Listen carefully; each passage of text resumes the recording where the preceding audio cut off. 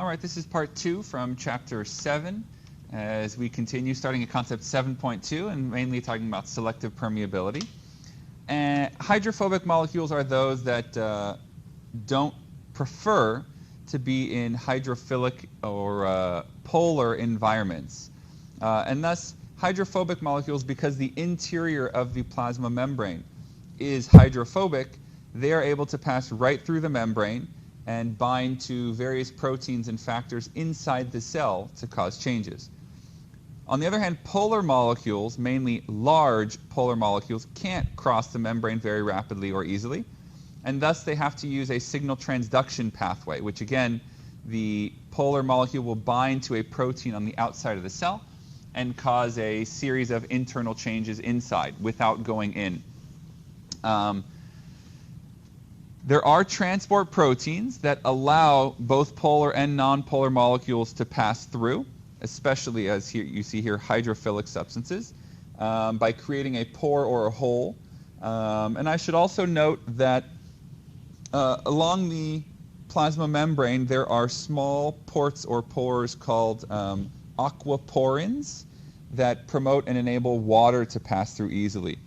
Even though water is polar, it is quite small, and thus the chemical interactions are not as significant as to a large polar molecule like a polar protein or polar amino acid. So they're able to basically pass through the membrane through these aquaporins. Now, specific types of transport. Here we're going to begin with passive transport. Passive transport is identified by two main things. To begin with, molecules go down their concentration gradient, and secondly, it requires no energy.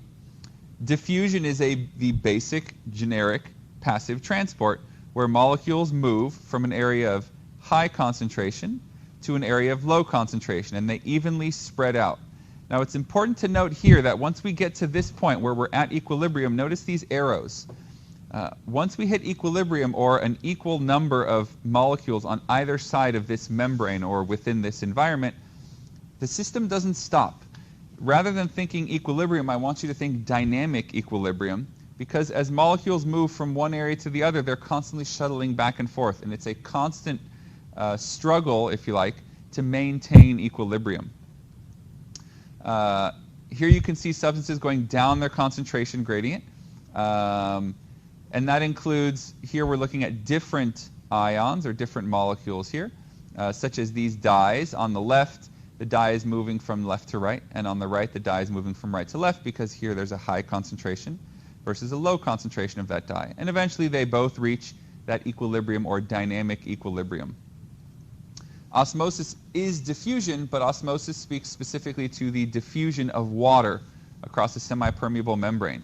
So this is a sort of a very typical case. Sometimes in college, professors will have these. These are called U-tubes.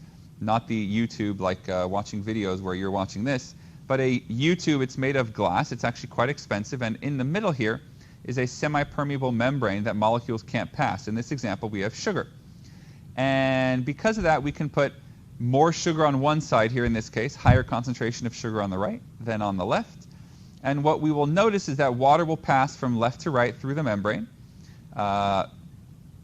creating an equal concentration on both sides of the membrane. Remember that concentration is the amount of the substance per volume. So here we have to increase the volume to create an equal concentration on either side of the membrane. At some point, gravity creates a pressure or a force that will restrict the movement, but visually looking at this U-tube, if we had one of these in front of class, you would see that this water level looks higher than this one. But the concentration of sugar is equal on both sides. A little bit weird to think about. So tonicity is the ability of a solution to cause movement of water, gain or loss of water. Tonicity has a very important role in plants, as you know. As water enters, it helps the plants to stand up and forces all the internal contents against the cell wall, providing structure and strength. Now, 3 different types of tonicities that are all related to each other. And when you use one, it's often useful to use another at the same time. If a solution is isotonic, that means the concentration of solutes is the same on both sides. Water will move both directions, However, the net movement of water will not be left or right or across the membrane. Again, that whole dynamic equilibrium. Hypertonic, if you think tonic like tonic water, which is water with bubbles or stuff dissolved, and hyper meaning, let's say, lots of energy or lots of something. Here you have lots of stuff dissolved in water. So hypertonic is where there's a greater concentration of solutes in a specific area. Here they define it as inside the cell. Hypertonic can be used in conjunction with hypotonic. Hypo is below. So if one area is hypertonic, the other area is hypotonic. And it's typically useful to use them together. Water traveled from the hypotonic toward the hypertonic, and that's actually always the case. Water will go towards the hypertonic environment, away from the hypotonic environment. This, of course, is assuming that the solute itself is not permeable across the membrane. Here you see an example. Here we have an animal cell, so of course it has no cell wall. You place this animal cell into a hypotonic solution. That means that cell itself has a greater amount of, or greater concentration of solute internally. Thus, water, to try to equal the concentration, will move into the cell, and the cell will blow up and eventually burst if left in that environment. Here in an isotonic solution, normal conditions, we have that dynamic equilibrium, water in and out. And if you put the cell in a hypertonic solution, let's say salt water or ocean water, the cell will start to shrivel up as it loses water to its environment. So there's certain animals that have to have special adaptations for dealing with this because they live in a desiccating environment, meaning a drying environment. Water naturally wants to leave their cells, so they have to drink and add water into their system all the time, such as in humans. Or they live in salt water, for example, which also naturally desiccates and sends water out of the cells, so they naturally have to manipulate their internal concentration of solutes to maintain water. Or they have to eliminate salt, such as there's some birds that can excrete salt from their nasal gland to prevent the uptake of too much water. Cell walls, those organisms that have cell walls, bacteria, algae, plants, they can help maintain water balance because of the increase in pressure now. Once the plant is turgid and there's now a pressure or a force that inhibits or prevents more water from going in. You put a plant cell in a hypotonic environment, water will naturally flow into the cell and the cell will become turgid, meaning the cell membrane is pushed all the way up against the cell wall. If a plant cell is flaccid, that means you've put it in an isotonic or hypertonic environment and the water is leaving the cell, specifically the central vacuole, causing the plasma membrane to move away from the cell wall. Here you see a turgid cell. You can't really see the plasma membrane, but let's assume this inner black line is a faraway view of the plasma membrane. Lots of water entering. All the components here are being pressed against the plasma membrane, giving this structure and strength. This cell becomes flaccid as some water leaves. And here you see this cell is plasmolyzed, which is what I was describing earlier, where the plasma membrane shrinks down away from the cell wall, wrapping around just these organelles in the middle here. And thus, this is now sort of open space. It's not water inside the cell anymore. Facilitated diffusion is when proteins in the membrane help transport things across the plasma membrane. This is a type of passive transport, but proteins aid the process. Here we have a channel protein. It just creates a channel, and any molecule that fits can go down its concentration gradient from high to low through that channel. There are also carrier proteins. It's still passive transport, but now the chemical interactions between the solute and the protein itself have an effect or play an important role. When one solute molecule enters this carrier protein, you can even think of it as an enzyme if you like.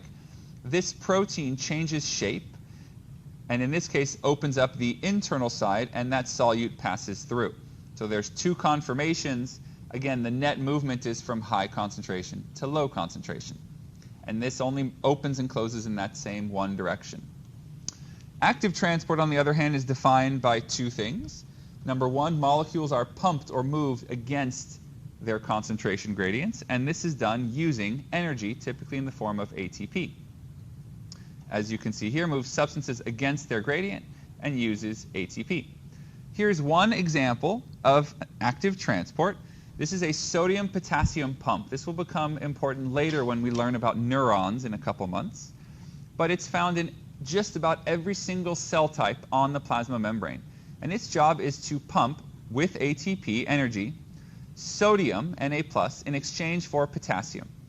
So sodium, in this case, binds into the protein, typically 3 of them. And when 3 bind, they sit inside the protein. ATP creates an exergonic reaction. It binds to this protein and releases or phosphorylates that protein, giving the protein energy. That causes the protein to change conformation, shifting the sodium from the internal environment here to the external environment. And then we see potassium binding in. You saw 3 sodiums. Those are actually exchanged for 2 potassiums, which bind in, and then you get the shift or change the opposite direction, resetting the protein. That is one example of active transport.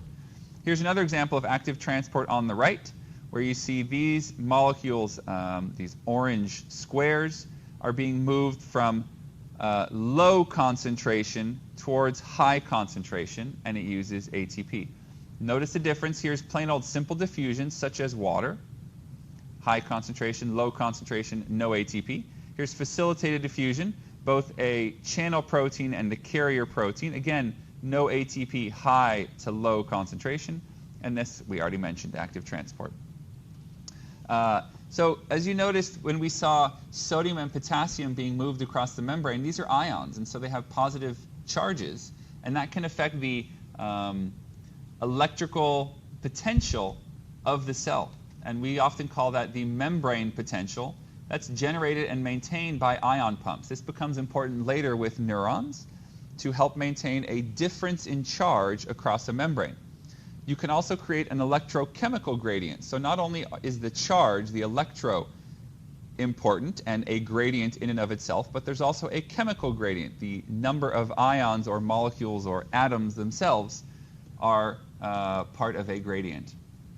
Here you see active transport. This is used in respiration, and we'll talk about this at a later date, moving hydrogen ions and affecting the pH of the inside and outside of the cell or organelle.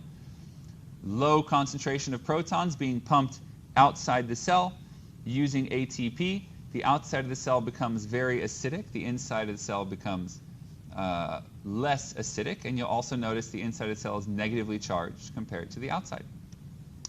Cotransport is an interesting form of passive transport, does not use ATP, and it links 2 different molecules together. So here we see a type of cotransport. 2 different proteins in the membrane doing different things but working together. Okay? Here we have a proton pump. Here's the cotransporter, the passive transport. This proton pump is generating intentionally a very large gradient of protons on this side of the membrane. This is on purpose because this large gradient that's being created by this proton pump is going to be used to go from high concentration of protons down to where there's low concentration. This here is passive transport. Now this protein, this cotransporter, only works when the proton and sucrose are bound together on this cotransporter. The purpose of this, of course, is to move sucrose into the cell. So I want you to try to visualize or imagine this as the lumen of the small intestine. This is the space within the small intestine, and this is the cells that make up the wall of the small intestine. I just ate a bunch of sugar. Evolutionarily speaking, I don't want to poop out any sucrose. I want to get every last little bit of sucrose that I can. If I have 100 sucrose molecules in here, and I have 2 here in the lumen, the concentration gradient is not going to work if I were doing just plain old passive transport, because high to low would be out of the cell, and I don't want to do that. I want to move as much sucrose in as I can. So I couple it, or I use this cotransporter to then create this gradient of with protons to bind and move sucrose against its concentration gradient, where these hydrogen ions are moving down its concentration gradient. And thus I can get all the sucrose from my food into my cells. Pause on this part.